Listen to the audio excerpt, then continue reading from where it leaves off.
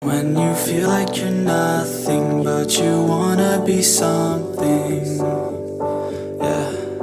Well, all you really need is hope. I just want you to trust me if you wanna be something. That's right. Let's go.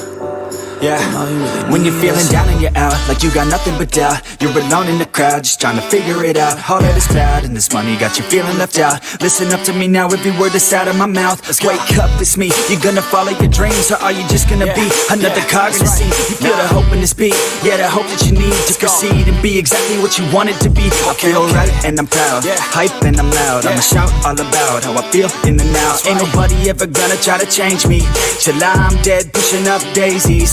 I'm alone in the crowd, I won't feel down. I got hope right now, and I know I'll be found. I don't really care just what all other haters gotta say. I know everything I do is gonna make them fade away, yeah.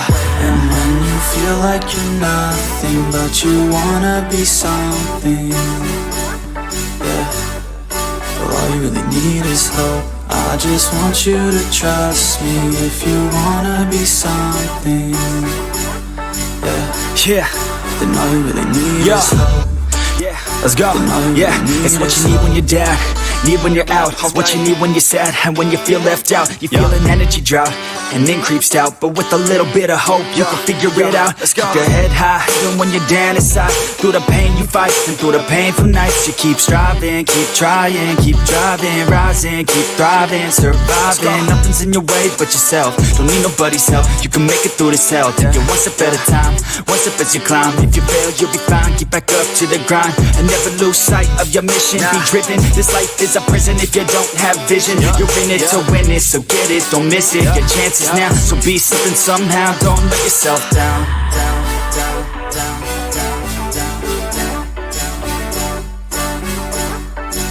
That's right. Sometimes all we really need is hope.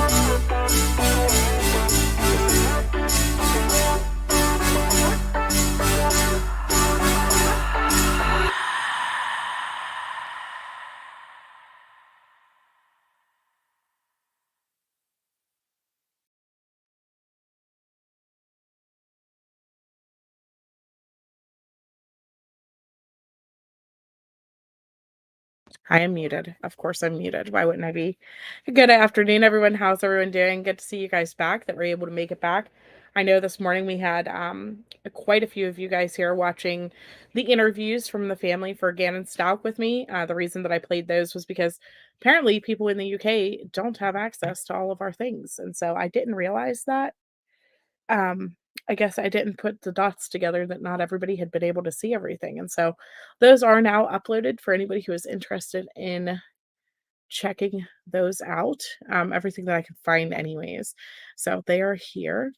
We are going to be talking about this woman's book author who was arrested for, or sorry, children's book author who was arrested for murdering her husband today. But before we do that, you guys, I wanted to give you a update on Lachelle Jordan, who had been a missing EMT. She has been located. She is found. She is safe. She actually went into a gas station through the middle of the night. Let me get you guys this article. She had been kidnapped. So we were right to be concerned about her. We were right to be upset and worried whenever we talked about her the other evening. I believe it was Wednesday evening. And so here is the update on her. She is safe now. She is no longer missing as of midnight last night. So here is this update.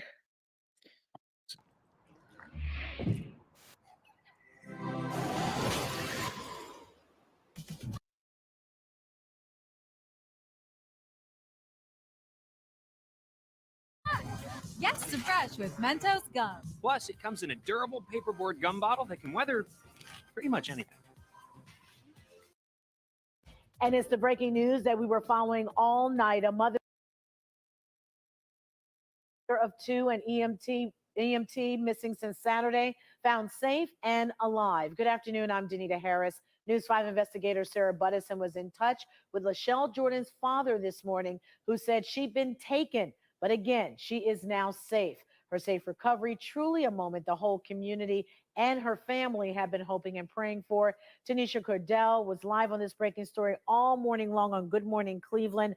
The community, her family relieved Tanisha, but still a lot of questions.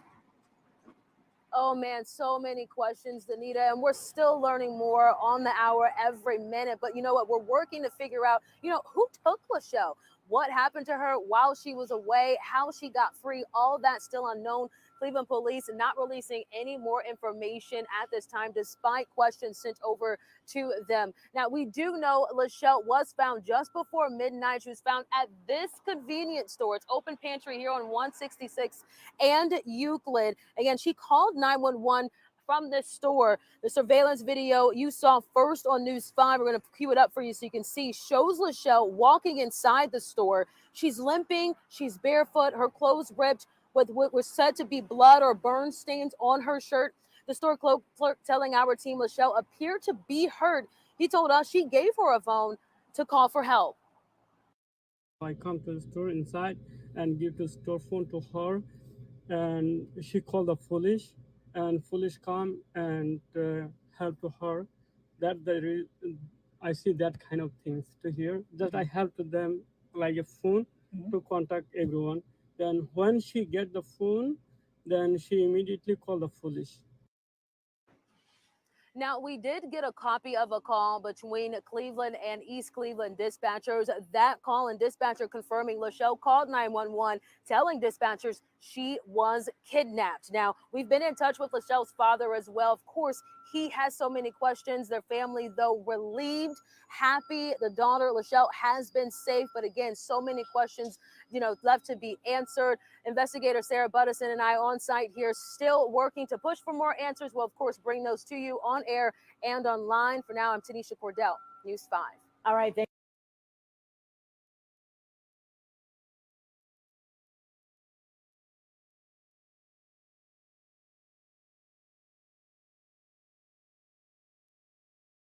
So I'm just gonna go back to this footage of her walking in. And sorry, I forgot to say hi to everybody. Hi, Bo. Hi, Mama Bear Chica. Butterfly Kisses. Anna. Hello. Hi, Laurel. Hi, Kim. Hi, In the Dax. In the Dax. I almost said Docs. You almost got me. Hi, Rexy55. Hi, Texas Angel. BC. Boo Will. Denise. Jojo. Dupsy Daisy. Hello, hello. Hi, Carrie G. Hi, Susie. Hi, Daddy's baby girl. Hi, Seal. Chopper, good evening, afternoon. Hi, Red Rock. Hi, Heather Bratt. Hi, In the Bushes, Tadpole, Truthful Soul, and my favorite, Burnt Butt Cheeks. We're going to do a whole members only live, I think, someday about all of the different YouTube names that you people make me say. But Burnt Butt Cheeks, I have to say, hello, how are you? I hope that your buns are feeling a little bit better. And hello to anybody that I may have missed. So I just, I wanted to watch this video again. You could see her limping and stuff. And so you have to wonder, did she escape from wherever she was? Did they release her because the publicity was getting so big? Does she know who took her? Like all of the questions, like, was she somewhere nearby this? I thought I had this muted.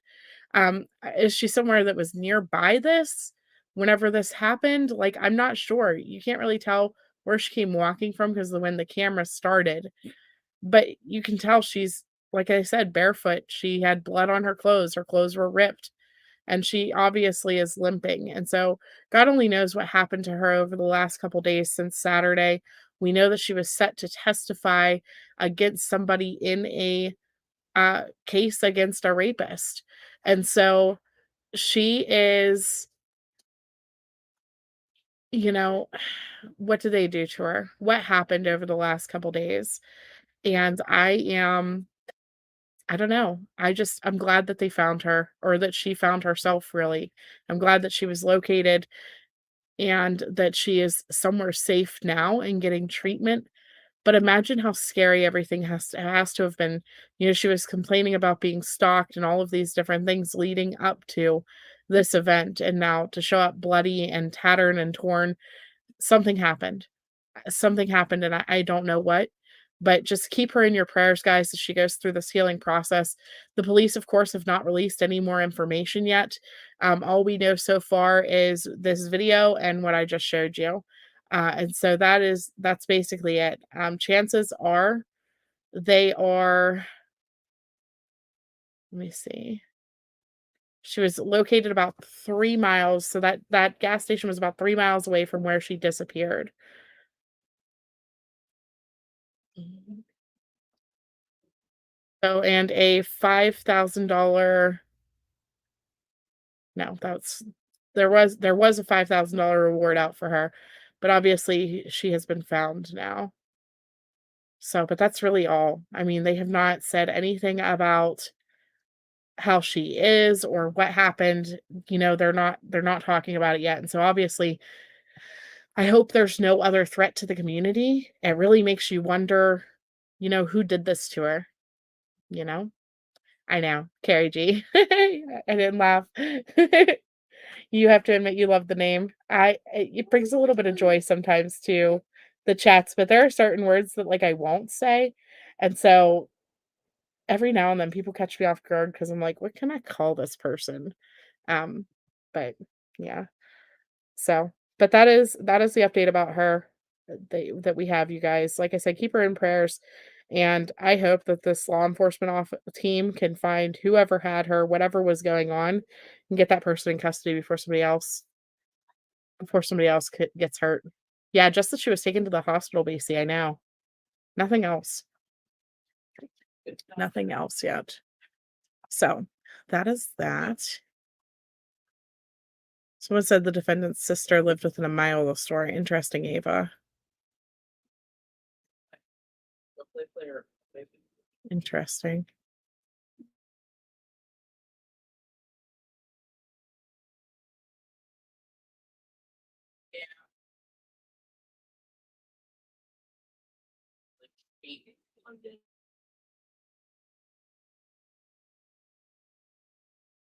Okay, so next we're gonna move on to this mom, you guys. This mom who wrote a book about the death of her husband to help her kids process the grief, and she's the one who killed him.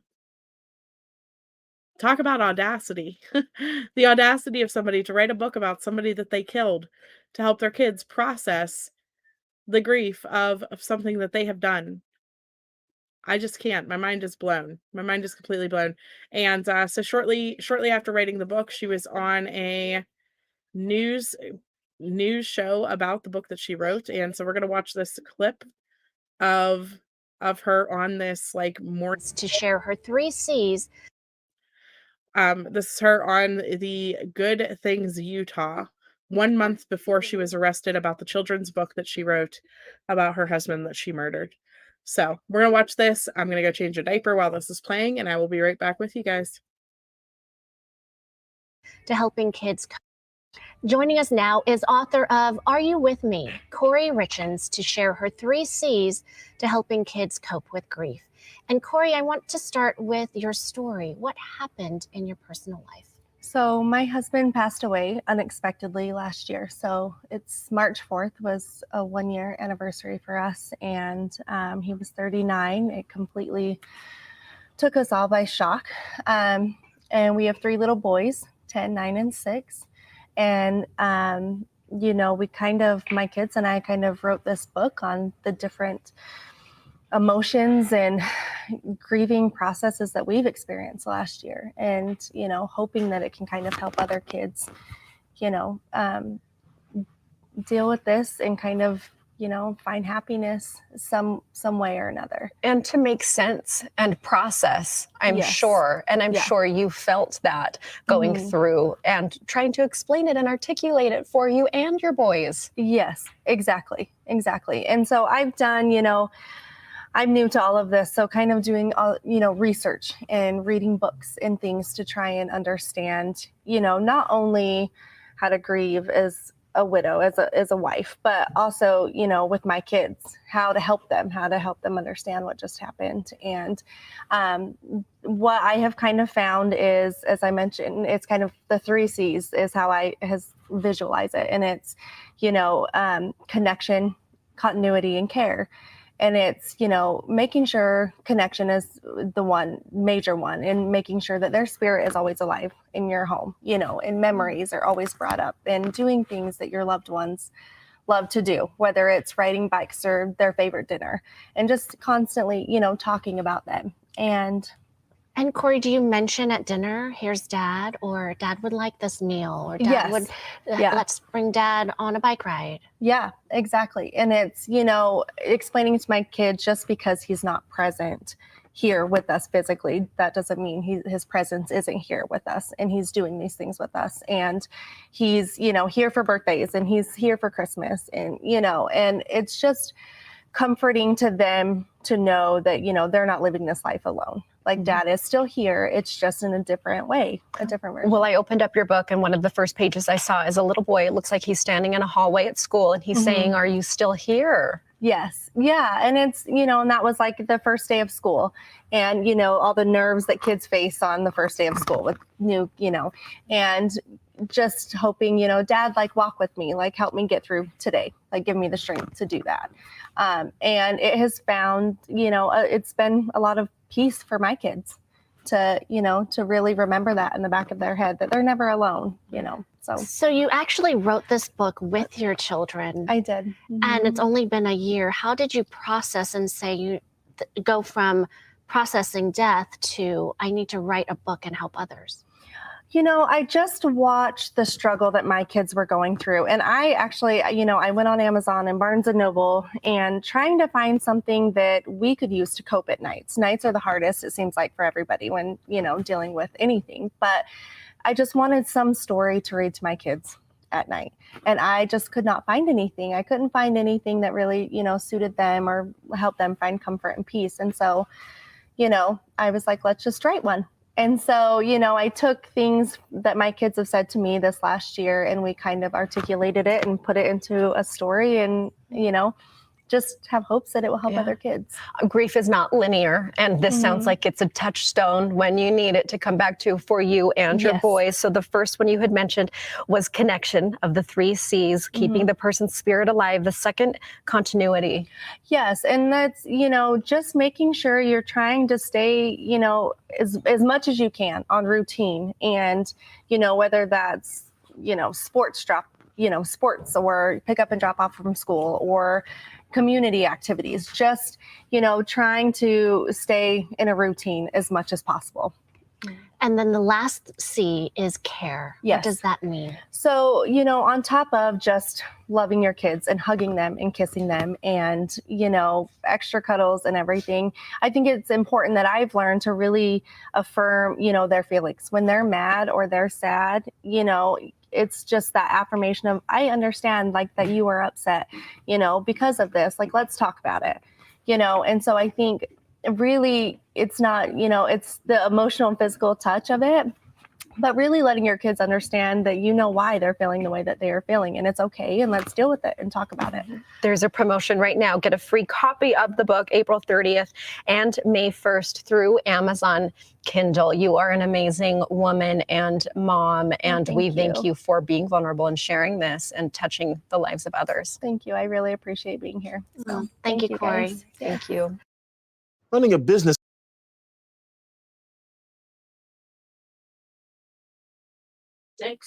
Freaking mind-blowing, right? She sat there and did a whole interview about her husband that she murdered. A whole interview.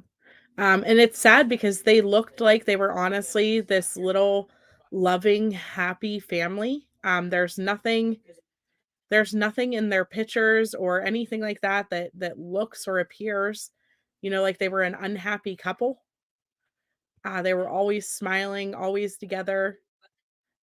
And what it came down to was, she is a realtor, and allegedly she wanted to purchase a $2 million home and flip it, and he did not agree that that would be a good investment. And so he said no. And so she tried to poison him multiple times. This was not the first time that she had tried to poison him. And so she tried to poison him multiple times. He actually changed his will. She thought whenever she murdered him, or if he died of an overdose or things like that, that she would collect a $3.6 million life insurance policy. Guess what? That didn't happen because he actually started to get nervous about the fact that she was trying to kill him. So he changed his life insurance policy prior to being killed. So she gets nothing, obviously, and she gets to go to jail. Yeah, Frazzle Mama 3, I shared this in my Discord. I want to say it was probably 4, maybe 5 days ago. And I was meaning to come on and cover it, but then life just got a little bit crazy. And so here we are now. These Utah cases, man, these states out there. I just mind blowing the things that the people in the West do. No offense. Yeah, money is usually the motive. It's crazy. I know. Joke's on her. Could you imagine her finding out that he changed his life insurance policy and that she wasn't getting a penny? Had to be disturbing. I guess that's probably why she decided, I'll just write a children's book and make money that way. But it's so disturbing that she even puts her son playing soccer and there's daddy cheering from the clouds up in the title of the book because he's still here. He's still with you after she tried to kill him. And she's so beautiful. And it's crazy to think the amount of evil that is inside somebody who can look so nice. So we have the documents here. Let me read these to you guys. And we can also... Yeah, she had a celebration party while his body was upstairs. We can read through these documents, and then I also have a couple other things that we can show here. Verdict is in, Chica. Thank you so much. So we have 1 hour then until they will read that off. I'm curious if Britt's going to need me or not. I don't know what time she usually goes to get her kids. So 1 hour, then we'll start the timer now. So it sounds like it will be read at 12:45 their time. So what is that? Are they 3 hours behind me then? Did it just come in, Chica? So they're 2 hours behind me. Is that right? No.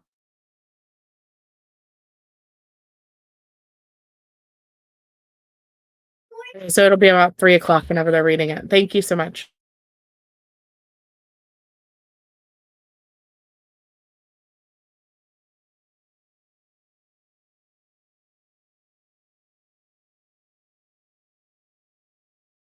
Okay, so let me play this other video. I think first it talks about how she had tried to kill him multiple times before he was deceased.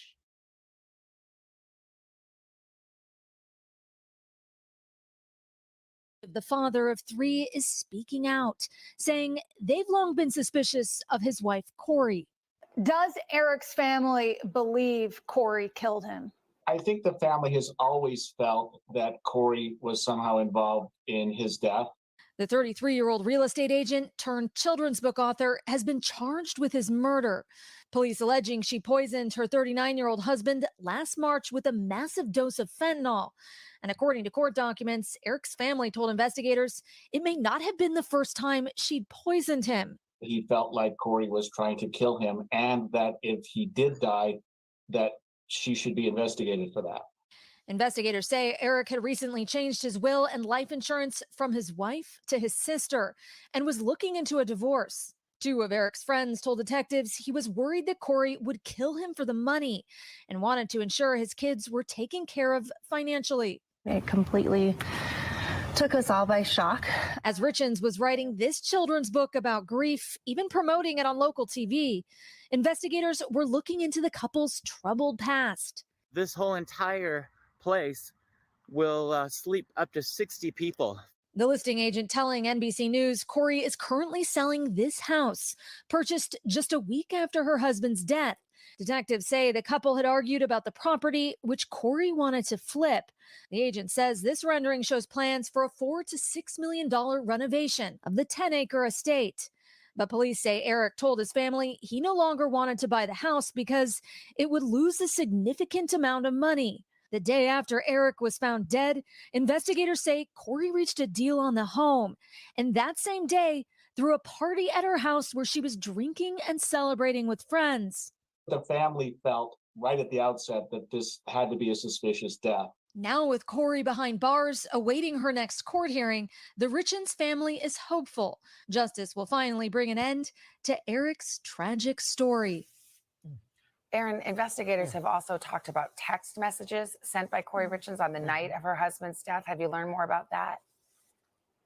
Yeah, Savannah, according to the arrest warrant, the night of the alleged murder, Kouri was texting one of her best friends. The friend later telling police she couldn't remember what they'd been messaging about. When police asked the friend to see the texts, they'd mysteriously gone missing. Kouri Richins has not entered a plea, but is expected in court next week. Her attorney declined to comment on the case. Savannah? A lot of moving pieces there, Aaron.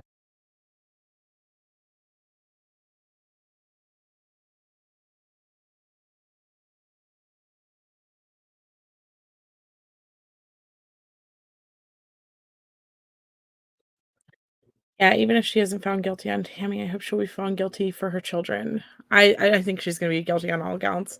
Same thing that I felt with T. Like, you're not gonna get not guilty this quickly. And so it's gonna be a guilty plea. At least I don't think you would get everyone to agree not guilty this quickly. Hi, Noni of 7, how are you? It's really tragic the fact that this woman did this, and now her kids, instead of just being without a father, are without a mom too. And thank God this guy changed his life insurance policy so she couldn't blow that money or do whatever so that his kids will be provided for the rest of their lives. It's just really sad that this happened this way. I just the audacity. No, Laurel. Brittany, allegedly with Brittany J, is going to be live streaming the verdict, and I will be over there watching it. Or at least that's the plan. You don't want to go to any other channel, y'all are family. I will be over in Brittany's.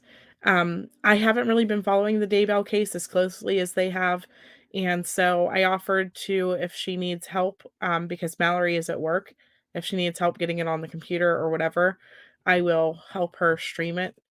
But that's where I intend to be for the verdict. So yeah, he reminds me of Charles, exactly. I was thinking the same thing. Yes, I can link her channel.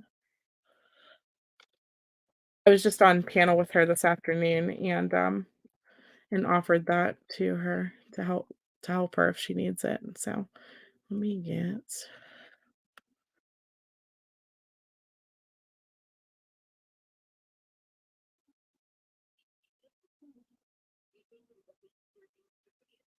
Here she is. So we will be over there on Allegedly with Brittany J. Yeah, you hate how she used her kid's sorrow to write a book after she was the one who caused the sorrow. I know. It's gross. It's really gross. Okay, so here is the court documents. Let me pull these back up for you guys, and we will read down through them. And it sounds like we got a little bit of a time limit now because we want to make sure we're ready for Valo Court. So this is in the 3rd District Court for the state of Utah versus Kouri. And it says the undersigned prosecutor states on information and belief that the defendant either did directly or party committed the crime of criminal homicide, aggravated murder in violation of Utah Code 76-5202, first-degree felony. That on or about March 3rd in Summit County, state of Utah, the defendant did intentionally or knowingly cause the death of another individual any of the following circumstances. The actor committed homicide by means of the administration of a poison or of any lethal substance or of any substance administered by the lethal amount, dosage, or quantity. Furthermore, the defendant was a cohabitant with the victim. Number 2, she had a possession of controlled substances with the intent to distribute. So that's a second-degree felony. Number 3, which is also a second-degree felony, was a well, okay, so there's 2 more charges of controlled substance. So 2 more felonies for that. So one is from February the 11th, whenever she knowingly and intentionally possessed and distributed a controlled and counterfeit substance, and one is from February 26th. Now, he didn't actually die until March the 4th, March the 3rd, going into March the 4th. And so I am guessing that February 11th, that she had tried to poison him, as well as January of 2022. Like, he was right. She was trying to kill him at least multiple times and never got the dosage right until the last time. Just messed up. Which one's verdict is being reached? It is going to be the Daybells. It's about 1 hour away, so we still have time. Well, 40 minutes now. 40 minutes away for the Daybells. Yeah, West Trial, I will be streaming that one. I want to try to catch up on everything and summarize what has happened. I just haven't had the chance yet. So on March the 4th at 3:22 a.m., Summit County Sheriff's deputies and EMS staff responded to a residence located at blank in Summit County on the report of an unresponsive male. When they arrived, they found Eric Richins on the floor at the foot of his bed. Life-saving measures were attempted, but Eric was declared deceased. During interviews with the deceased wife, the defendant, Kouri Richins, stated that at around 9 p.m. on March the 3rd, she and Eric were celebrating the defendant's closing on a house for her business.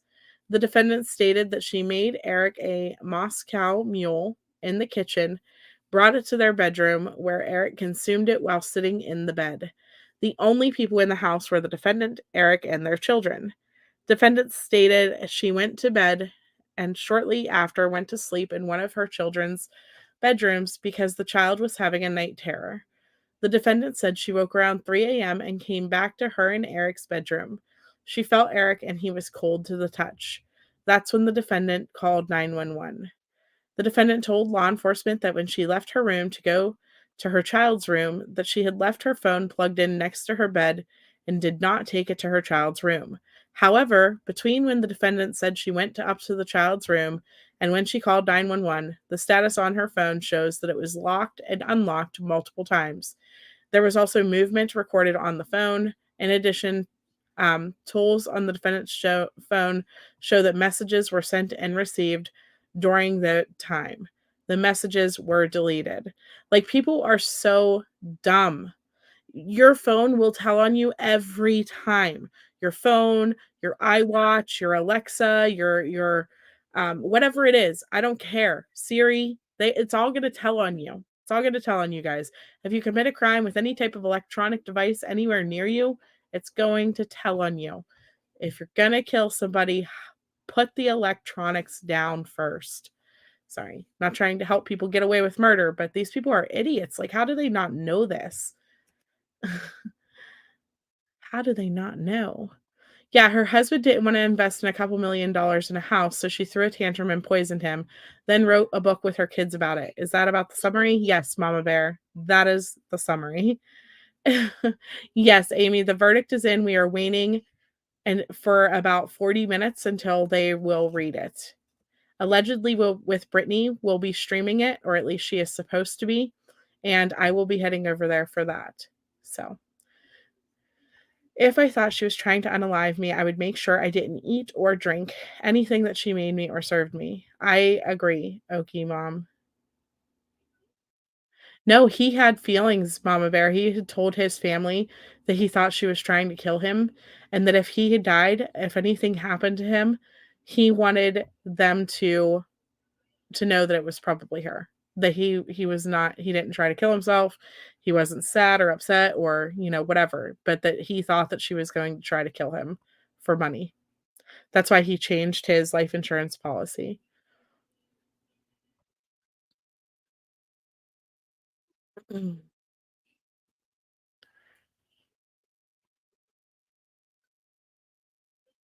If you can't put your phone down, you don't get to kill. Exactly. Okay? Or you don't get to killing it away with it anyways. Here is Brittany J's channel, guys. Okay. So, following an autopsy pursuant to toxicology findings from the autopsy, it was determined that Eric died from an overdose of fentanyl. The medical examiner indicated that the level of fentanyl in Eric's system was approximately 5 times the legal dosage. The OME stated that fentanyl in Eric's system was illicit fentanyl and not medical grade fentanyl. It was also the opinion of OME after evaluating Eric's gastric fluid contents that the fentanyl in his body was ingested orally. After receiving the information regarding the toxicology, a search warrant was obtained for Eric and the defendant's residence. During the service of that search warrant, the defendant's phone and several computers were seized as evidence. Warrants were obtained from all electronic devices, and information from those devices were downloaded. When investigators downloaded the defendant's phone, several communications between the defendant and CL were located. CL was identified as an acquaintance of the defendant. Phone records check of CL revealed multiple counts of possession and controlled substance with intent to distribute. The possession of controlled substances and possession of drug paraphernalia. Hey, look at that. Her husband died of an overdose, and she was talking to a known drug dealer. Wow, I wonder if she could have had anything to do with it. On May the 2nd of 2023, Summit County detectives interviewed CL. CL told detectives that sometime between December 21 and February of 22, the defendant contacted CL via text message and asked if the defendant could get some prescription pain medication for an investor who had a back injury. Within a few days, CL procured hydrocodone pills from a dealer. The defendant told CL to leave the pills at the house the defendant was flipping, and midway, CL left the pills at the house, and the defendant left cash for CL. It's been determined that this house was owned by the defendant in December of 2021 and January of 2022. So fast forward, right? We're talking all the way back to 2021. She was trying to kill this poor guy. About 2 weeks later, the defendant contacted CL again and said that her investor wanted something stronger and asked for some of the quote-unquote Michael Jackson stuff. The defendant asked specifically for fentanyl. CL contacted a dealer in Ogden on February the 11th of 2022 and procured 15 to 30 fentanyl pills from the dealer. The defendant came to CL's home in Herbert and delivered the pills to the defendant. CL received $900 for those pills. 3 days later, on February the 14th, Eric and defendant had a Valentine's Day dinner in their Camas home. Shortly after dinner, Eric became very ill. He believed that he had been poisoned. He told a friend that he thought his wife was trying to poison him. About 2 weeks later, the defendant contacted CL again, asking for $900 of the fentanyl pills.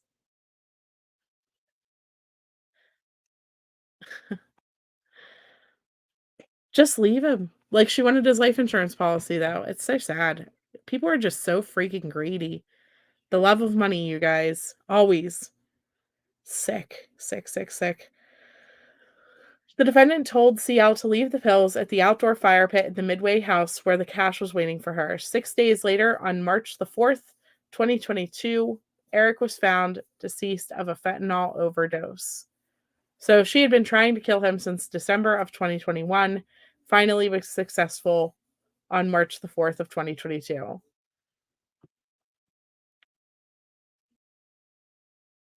And then it just gives the witnesses. I know, yeah, what a coincidence. It is, it's heartbreaking and so infuriating. Yes, we talked about that one too, Okie Mom. Gosh, it's been right before Gannon's court we went live about that one. Like right before the trial started. Let me find it.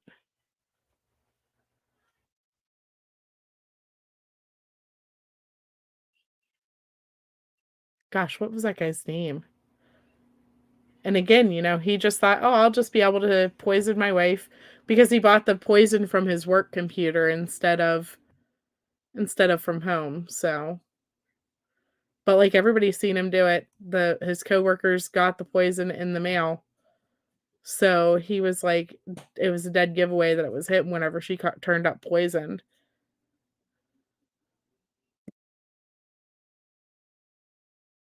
Goodness, where is that? Oh, here it is.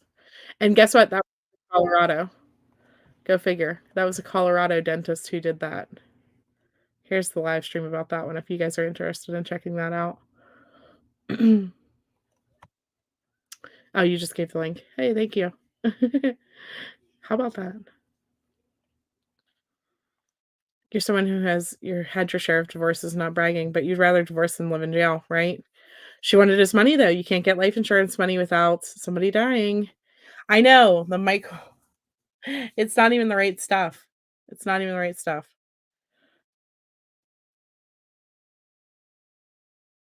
Yeah, I mean, that makes sense, Chopper, as to why you would only accept a drink from a stranger if it's a can.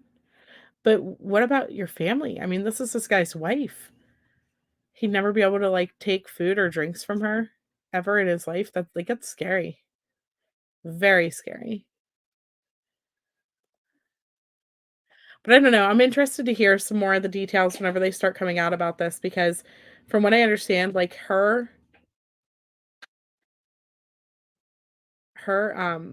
coworkers and stuff were all not even shocked. Like, yeah, here. Let me pull up.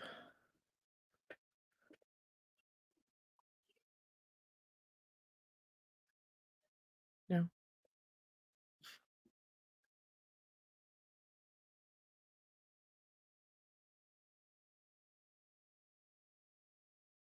Oh, here's her getting arrested. Is this her getting arrested? Yeah, it is. Let's watch this one.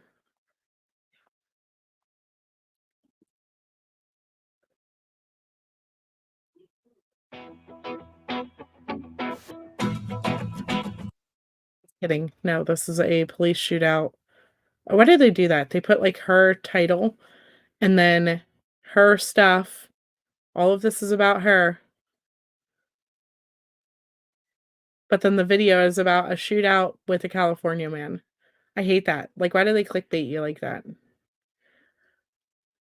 Let's see. No, that's the documents that I just read.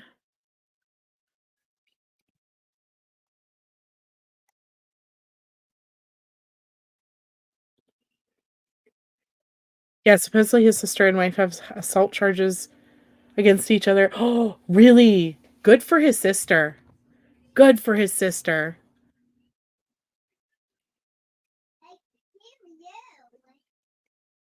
That's awesome, Oki Mom.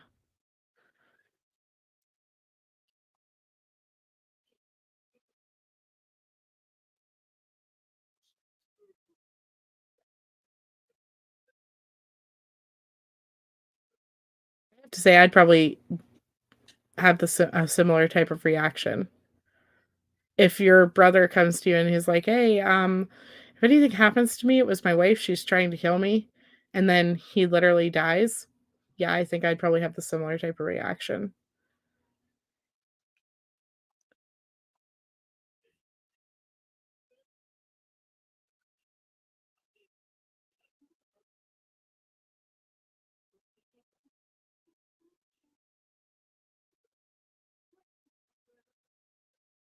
Okay, so this one is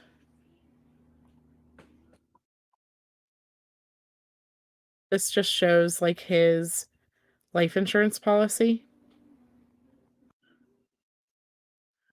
And so this is what she thought she was going to be able to get. She thought that after she killed him that she was going to be able to get $3,641,549.28. That's what she thought she was going to get. But he changed his life insurance policy. He petitioned to have her removed as the trustee all the way back to November 3rd of 2020. So he thought for a while that something was going on. It took him a long time to he should have left. Honestly, if you're that afraid of your wife and if you think something is that shady, like, leave.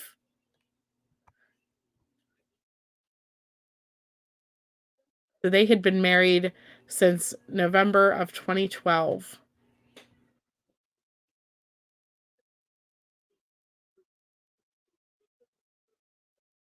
It just shows everything that he changed. Can you imagine being with somebody for 8 years and then being like, "I think they're trying to kill me now. I might need a divorce. I don't know what's going on." But so unknown to Kouri, her husband transferred the family home, all personal property, his interest in the masonry business he ran with a friend and partner, Kouri Wright, into a trust, which he then placed in the sole control of his sister, Katie. And so everything, he moved it all of it to his sister. Like I said, that was done, 2 whole years before she killed him. I know, what was he doing? Probably protecting the kids.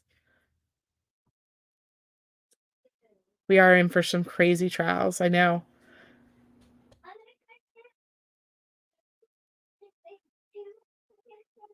There's a lot gonna be coming up. They had a prenup.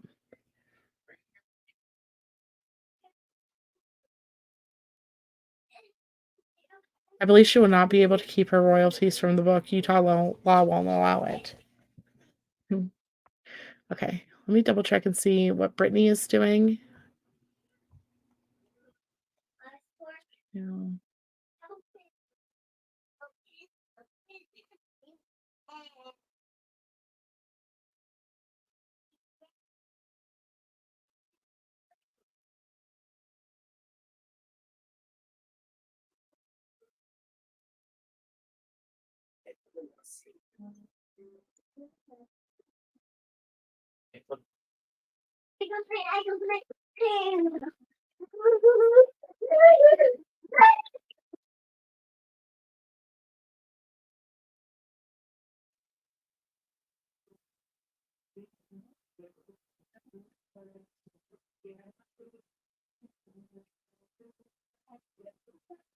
Her Pinterest board shows that she has a wedding board made 22 weeks ago.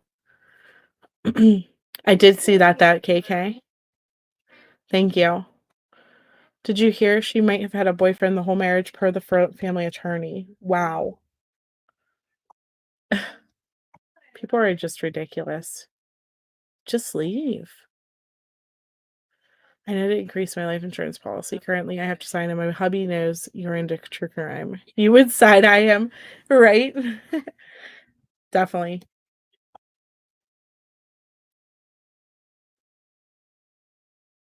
I don't know, but we're gonna keep following up with it. I gotta do some more digging on it, and I'm, like, so sidetracked right now brain-wise because I really wanna know what's gonna happen in the Vallow case, Daybell case. I call her Vallow because she wants to be Mrs. Daybell, so I call her Vallow because it's just my way of throwing some shade at her. So I'm gonna go ahead and end this live stream so that we can pop out and hopefully Brittany comes on. If not, goodness, who else is live? I Amy M, there has to be like a club.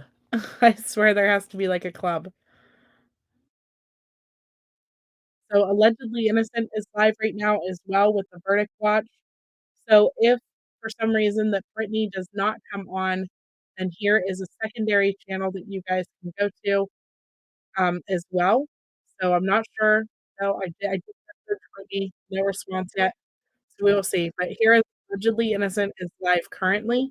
We can even go over there and give her a sleuth bomb and let her know that we all came from here and go check out the live. All right, love you guys. Can't wait to see the verdict. Bye.